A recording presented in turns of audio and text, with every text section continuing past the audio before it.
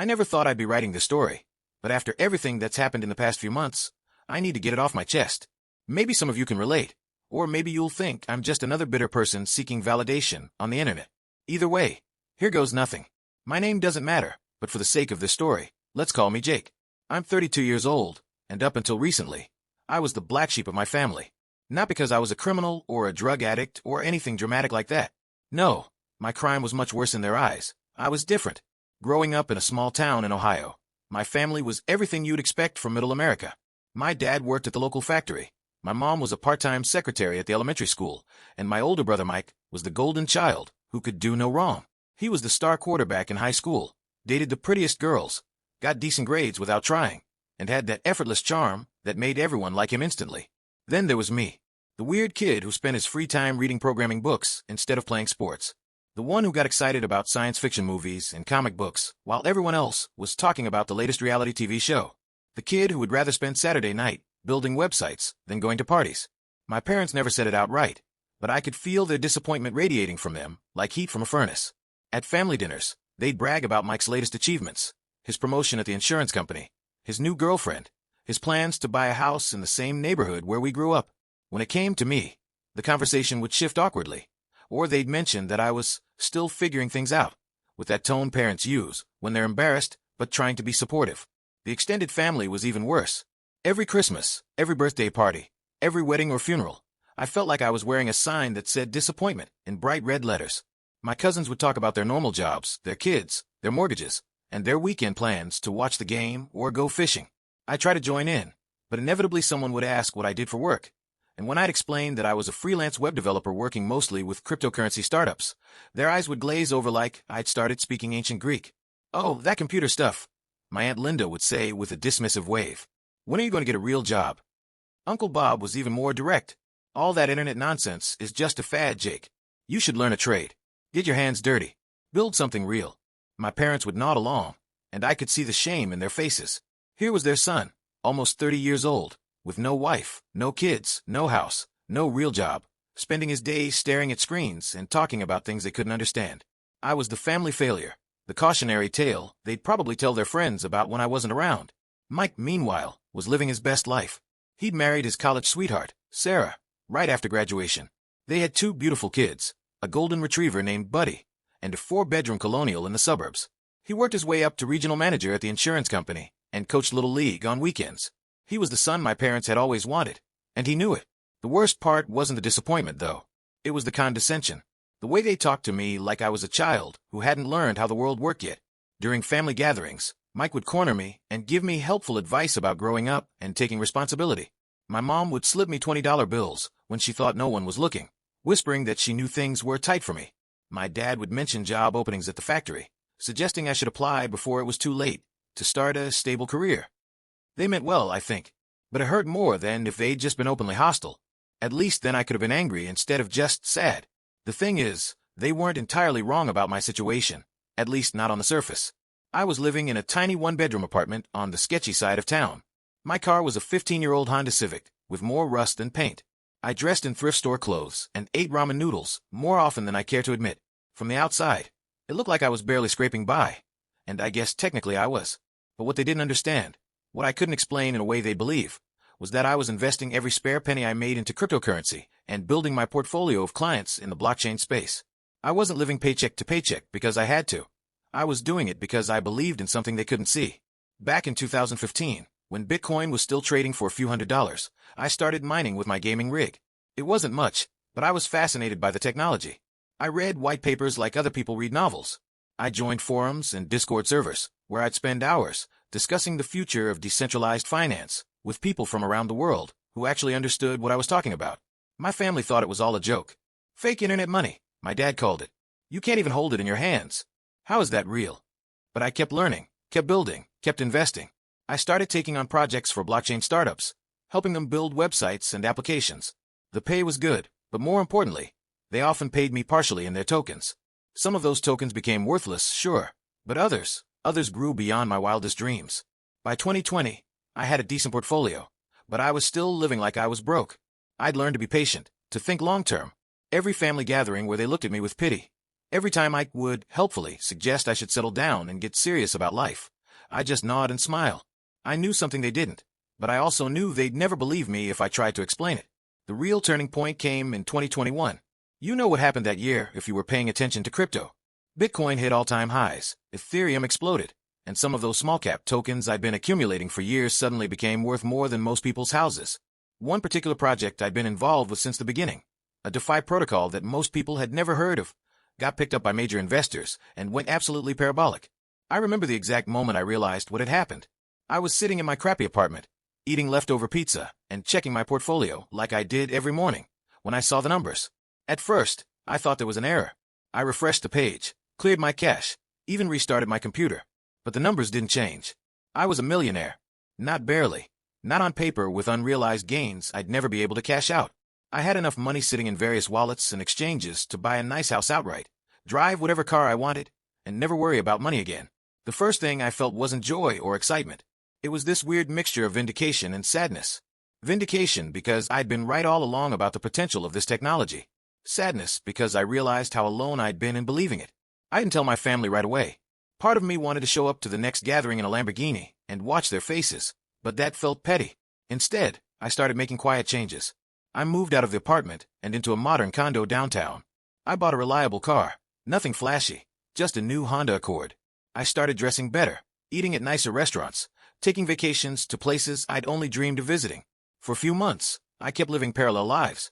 To my family, I was still the same unsuccessful Jake who worked with computers and didn't have his life together. In reality, I was traveling to conferences around the world, meeting with investors, and building a network of people who understood the space I was working in. The facade started cracking during Mike's birthday party last summer. My mom made some comment about how I should really start thinking about my future, how I wasn't getting any younger. Mike chimed in with his usual speech about responsibility and growing up. But this time, instead of nodding along, I found myself getting angry. You know what, Mike? I said, setting down my beer a little too hard. I appreciate the concern, but I'm doing just fine. Jake, come on, he said with that patronizing smile. We're family. We're just looking out for you. It's okay to admit you need help figuring things out. What if I told you I don't need help? What if I told you I'm actually doing better than you think? The whole table went quiet. My dad laughed uncomfortably. Son, we're not trying to embarrass you. We just want what's best for you. I almost let it go. Almost smiled and nodded and let them go back to feeling sorry for me. But something snapped. I bought my condo last month. Cash, I said quietly. More uncomfortable silence. The condo downtown? The new development by the river? Sarah asked. I nodded. Mike shook his head. Jake, you don't have to make things up. We're not judging you. That's when I pulled out my phone and showed them the bank statement. The number was big enough that they had to count the zeros twice to make sure they were reading it correctly. The reaction was everything I'd imagined and nothing like I'd expected. There was shock, obviously. Disbelief. My mom actually asked if I'd robbed a bank. But then came the questions, and the questions revealed something I wasn't prepared for. They weren't happy for me. They weren't proud. They were suspicious. And then they were calculating. How long have you been hiding this from us? My dad asked. Why didn't you tell us you were doing so well? My mom added. But there was hurt in her voice, like I'd betrayed them. Mike was the worst. After the initial shock wore off, he got angry. So you've been letting us feel sorry for you this whole time. You've been sitting there listening to us worry about you, taking mom's money, letting us think you were struggling? I never asked for pity, I said. I never asked for money. You all just assumed. We assumed because you were living like you were broke. Mike shot back. What were we supposed to think? The party ended early. I left feeling worse than when I'd arrived, which somehow felt entirely predictable. That was 6 months ago. Since then, my relationship with my family has been complicated. At first, there was this awkward period where they'd call more often, asking how I was doing with this fake cheerfulness in their voices. My mom would invite me to dinner, and then spend the whole time asking questions about my business that made it clear she still didn't understand what I actually did for work. Then came the requests. Nothing direct at first. My dad mentioned that he was thinking about retiring, but wasn't sure if he had enough saved. My mom talked about how they'd always dreamed of renovating the kitchen, but couldn't afford it. Mike complained about his mortgage payments and how expensive kids were getting. I helped my parents with the renovation. I figured I owed them that much after all the years they'd supported me, even if that support came with a side of disappointment. The kitchen looks amazing now, and seeing my mom's face when it was finished almost made all the weirdness worth it. But Mike was different. He started treating me like an ATM. First, it was small things. Could I spot him a few hundred for the kids' school clothes? Could I help with a car repair? But then the requests got bigger, and his attitude got stranger. He'd make comments about how lucky I'd gotten, how I'd just been in the right place at the right time. He'd tell people that his little brother had hit the lottery with that Bitcoin stuff, like I'd won a scratch-off ticket instead of spending years learning and building expertise in a field that most people ignored. The breaking point came at Christmas. We were at my parents' house, and Mike had been drinking. He started going on about fairness and family responsibility, how people who get lucky should share that luck with the people who've always been there for them. "You know, Jake," he said, loud enough for everyone to hear, "when I was making good money and you were struggling, I never made you feel bad about it. I was always there to help. Now that the tables have turned, I'd hope you'd remember that." "You were never there to help," I said calmly. "You were there to lecture me about how I should live my life. There's a difference. I was trying to help you grow up. Someone had to." "No, Mike, you were trying to feel superior. And now that you can't feel superior anymore, you're angry about it." The fight that followed was ugly. Things were said that can't be taken back. Mike accused me of being selfish and forgetting where I came from. I accused him of being jealous and entitled. My parents tried to mediate, but it was clear they thought I should just give Mike whatever he wanted to keep the peace. We haven't spoken since. The hardest part isn't losing my brother, though that hurts more than I expected. The hardest part is realizing that my family's love was conditional in ways I'd never understood. When they thought I was a failure, they pitied me. When they found out I was successful, they resented me. There was never a moment when they were just happy for me, proud of what I'd accomplished, or interested in understanding the path I'd taken to get there. I've thought a lot about what went wrong. Maybe I should have been more open about what I was doing. Maybe I should have tried harder to explain the technology and why I believed in it. Maybe I shouldn't have let them pity me for so long. But then I remember all those family gatherings where I tried to share my excitement about blockchain technology, about the projects I was working on, about the future I could see coming. I remember the glazed expressions, the dismissive comments, the suggestions that I should get a real job. They weren't interested in understanding my world when they thought it was worthless. They only became interested when they realized it was valuable. These days, I have a different family. I have friends in the crypto space who understand what I do and respect the work I put in to get here. I have mentors who've been through similar journeys. I have a girlfriend who works in fintech and gets excited when I explain a new protocol I'm working on. My parents and I still talk, though things are strained. They're proud of me now, in their way, but it feels hollow. It's like they're proud of my bank account, not me.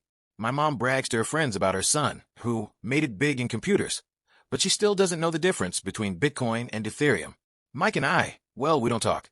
Sarah sent me a Christmas card with a note, saying she hopes we can work things out eventually.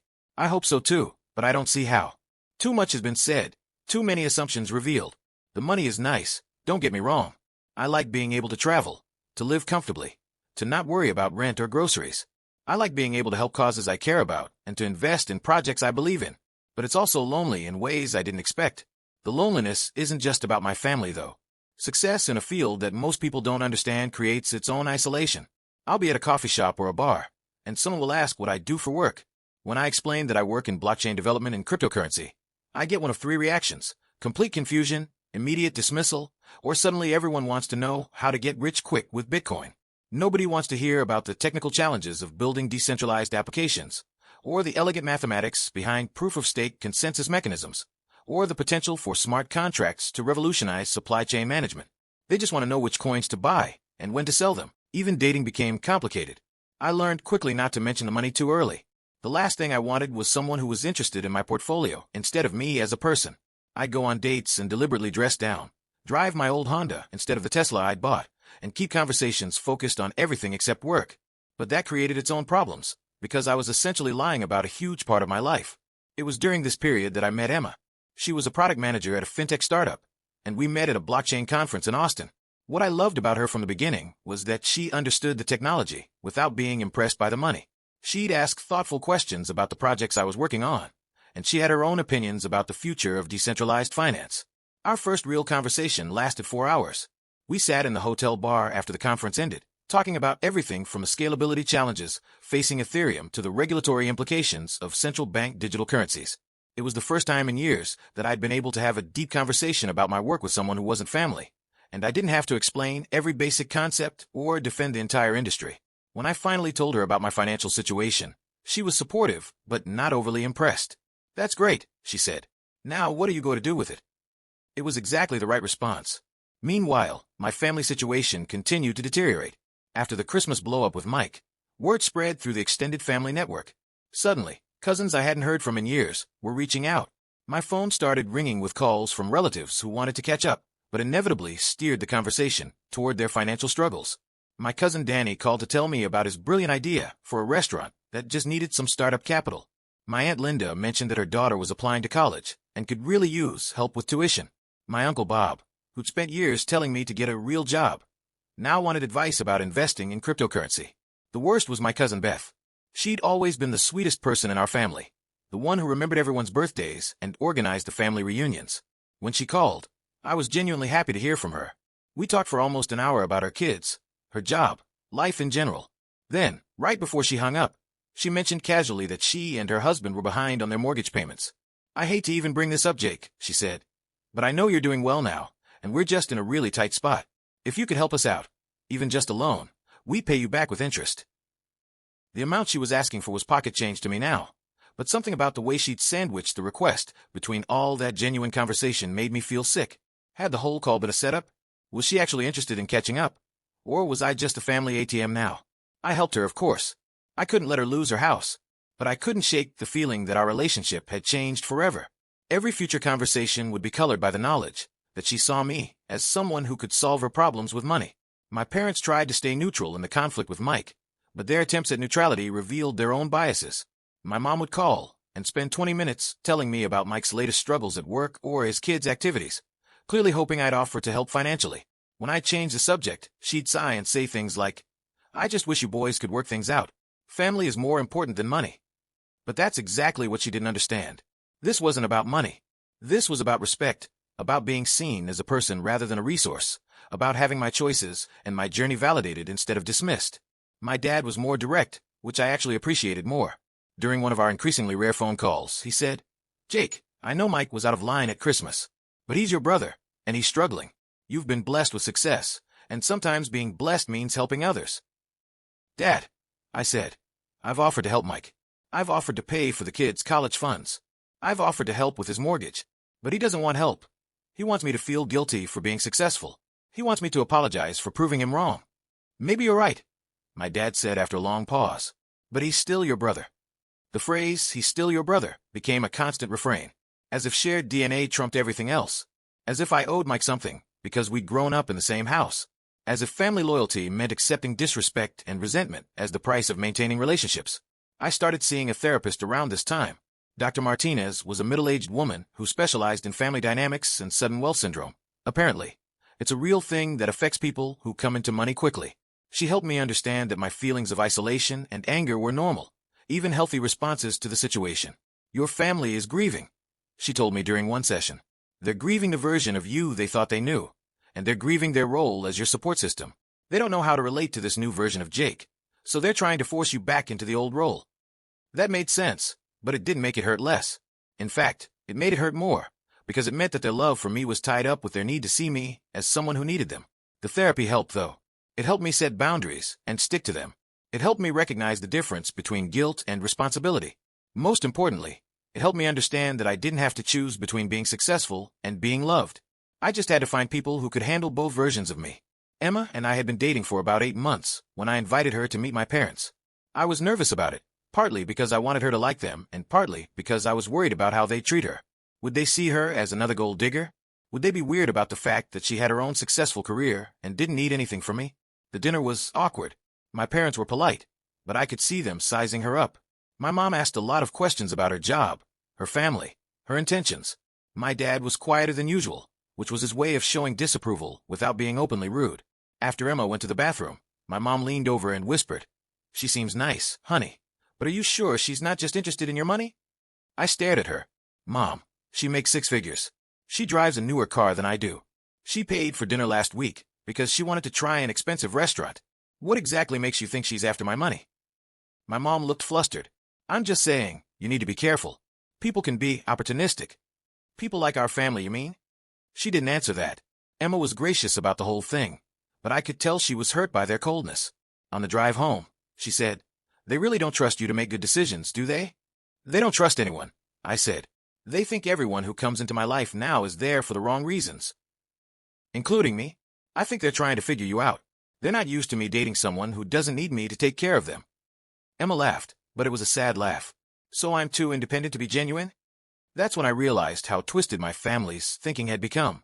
They wanted me to be successful, but they also wanted me to need them. They wanted me to be wealthy, but they wanted me to share that wealth without question. They wanted me to be happy, but only in ways they understood and approved of. The final straw came last month. Mike showed up at my condo unannounced, and he'd clearly been drinking. He was angry and slurring his words, and he started yelling at me in the hallway about how I'd ruined everything, and how the family was falling apart because of my selfishness. "You think you're so much better than us now," he screamed. "You think your internet money makes you special? You're still the same weird loser you always were, Jake. You just got lucky." My neighbors started opening their doors to see what the commotion was about. I tried to get Mike inside, tried to calm him down, but he was beyond reasoning with. "You owe me," he kept saying. "I stood up for you when kids made fun of you in school. I included you in things when no one else would. You owe me, and you know it." The crazy thing is, that wasn't even true. Mike had never stood up for me. If anything, he'd been embarrassed by me most of our childhood. But somehow in his mind, our shared history had become a debt that I needed to repay. I finally got him inside and made him some coffee. We talked for hours, and slowly, the real story came out. Mike was drowning. The insurance company was downsizing, and his job was in jeopardy. Sarah had been talking about going back to work, which he saw as an admission that he couldn't provide for his family. His friends were all struggling with their own financial problems, and he felt like he was falling behind in every aspect of his life. Then there was me, his younger brother, the family screw-up, living in a luxury condo and driving a Tesla. It wasn't really about the money, he told me through tears. It was about the story our family had always told about who we were and where we fit in the world. "I was supposed to be the successful one," he said. "That was my job in this family. You were supposed to be the one we worried about. Now everything's backwards, and I don't know who I am anymore." I felt sorry for him in that moment. I really did. But I also felt angry that his identity crisis had become my responsibility to fix. "Mike," I said, "I never asked to be the screw-up. I never wanted you guys to worry about me. I was just trying to build something I believed in, and you all decided that wasn't good enough. We were trying to help you." "No, you were trying to make me into someone you could understand. There's a difference." We talked until the sun came up, and by the end, we'd reached something like an understanding. Mike apologized for the things he'd said, and I apologized for not being more open about my situation earlier. But we both knew that things between us would never be the same. Sometimes I wonder what would have happened if I'd never told them. Would we still have those awkward family dinners where they felt sorry for me? Would Mike still be giving me lectures about responsibility? Would my parents still be slipping me $20 bills? Maybe. But at least it would have been real, in its own way. At least their concern, misguided as it was, came from a place of love rather than expectation. I guess what I've learned is that money doesn't just change your life. It reveals who people really are. It shows you who loves you for you, and who loves you for what you can do for them. It shows you who's genuinely happy for your success, and who feels threatened by it. Most people, when they hear stories like this, assume the moral is about staying humble or remembering where you came from. But I think the real lesson is simpler and sadder. Sometimes the people who claim to know you best are the ones who understand you least. I'm not the same person I was 5 years ago. The money changed me, sure, but not in the ways my family thinks. I'm more confident now, more willing to stand up for myself. I'm more selective about who I spend time with and more protective of my energy. I've learned that being alone is better than being surrounded by people who don't really see you. Would I do things differently if I could go back? I honestly don't know. Part of me wishes I'd been more open from the beginning, wishes I'd found a way to bring them along on the journey instead of keeping them at a distance. But another part of me knows that they weren't interested in the journey. They only cared about the destination. These days, I'm focused on building something meaningful. I'm working with several startups that are using blockchain technology to solve real problems. I'm mentoring young developers who remind me of myself a few years ago. I'm trying to use my success as a platform to make the space more inclusive and less dominated by the brothers who give crypto a bad name. I still go to family gatherings occasionally, though less frequently than before. The dynamic has shifted in ways that everyone can feel, but no one talks about directly. I'm no longer the family disappointment, but I'm not sure what I am instead. Maybe I'm the family success story, or maybe I'm just the family ATM. Maybe I'm the cautionary tale about how money changes people, or maybe I'm proof that the weird kid can sometimes turn out okay. What I know for sure is that I'm happier now, even with the family drama. I'm living authentically for the first time in my adult life. I'm not apologizing for who I am or what I do. I'm not pretending to be smaller so other people can feel bigger.